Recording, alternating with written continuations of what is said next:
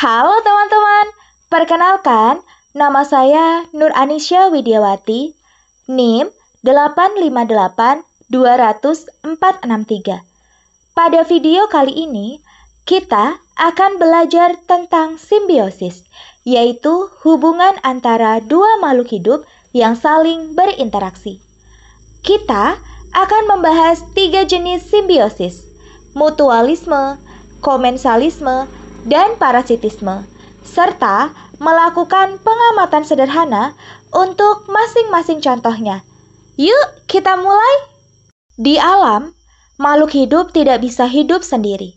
Mereka saling bergantung satu sama lain untuk bertahan hidup.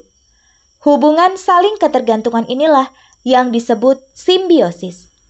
Setiap jenis simbiosis memiliki bentuk hubungan yang berbeda. Ada yang saling menguntungkan, ada yang netral, dan ada juga yang merugikan. Simbiosis mutualisme adalah hubungan antara dua makhluk hidup yang sama-sama mendapatkan keuntungan.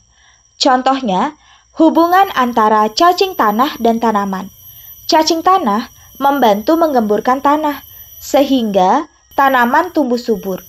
Sedangkan cacing mendapat makanan dari sisa bahan organik di tanah. Simbiosis komensalisme adalah hubungan di mana satu makhluk hidup mendapat keuntungan, tetapi yang lain tidak dirugikan maupun diuntungkan. Contohnya, tanaman anggrek yang menempel pada batang pohon kelengkeng. Anggrek mendapat tempat hidup dan cahaya, sementara pohon kelengkeng tidak terganggu. Simbiosis parasitisme adalah hubungan di mana satu pihak diuntungkan dan pihak lain dirugikan. Contohnya, benalu yang menempel pada tanaman sawo. Benalu menyerap air dan zat makanan dari batang sawo, sehingga pohon sawo bisa menjadi lemah atau mati.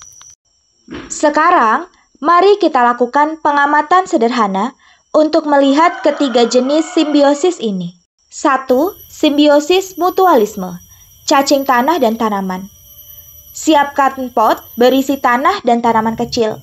Amati tanah yang mengandung cacing dan bandingkan dengan tanah tanpa cacing. Tanaman yang tumbuh di tanah dengan cacing biasanya lebih subur karena tanahnya gembur dan kaya nutrisi. 2. Simbiosis komensalisme, anggrek dan pohon kelengkeng. Amati pohon kelengkeng di lingkungan sekitar. Perhatikan jika ada tanaman anggrek yang menempel pada batangnya. Catat bahwa anggrek hanya menumpang, tidak mengambil makanan dari pohon kelengkeng. 3. Simbiosis parasitisme, benalu dan tanaman sawo. Amati batang pohon sawo yang ditumbuhi benalu. Perhatikan bahwa benalu menempel kuat dan mengambil air serta nutrisi dari pohon sawo. Kita bisa membedakan benalu dan juga inang yang ditempelinya dapat dibedakan dari bentuk daunnya. Akibatnya, pohon sawo bisa menjadi kurang sehat dan daunnya rontok. Dari pengamatan tadi, kita bisa menyimpulkan bahwa mutualisme keduanya saling menguntungkan. Komensalisme, satu untung, yang lain tidak dirugikan. Parasitisme, satu untung, yang lain dirugikan. Hubungan simbiosis ini menunjukkan betapa pentingnya keseimbangan dalam ekosistem. Makhluk hidup saling berhubungan agar kehidupan di bumi bisa berjalan dengan baik.